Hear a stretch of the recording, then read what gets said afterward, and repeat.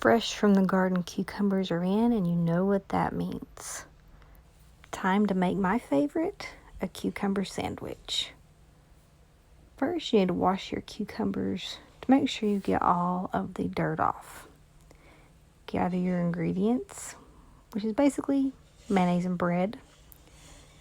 Peel your cucumbers, making sure not to go in too deep. Then slice up your cucumber as if you were making pickles.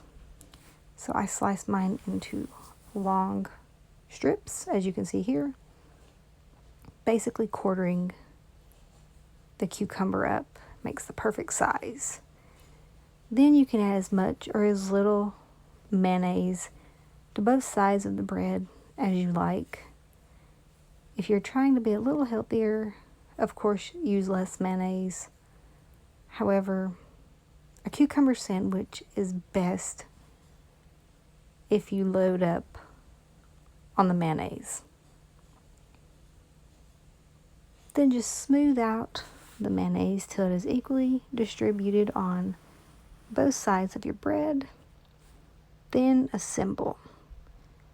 Place your cucumber slices on your bread, just lining them out like so. Then sprinkle on a little bit of salt to your taste, and then add on your top slice of bread.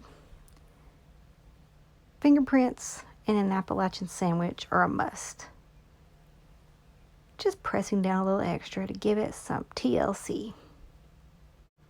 There's your farm fresh cucumber sandwich.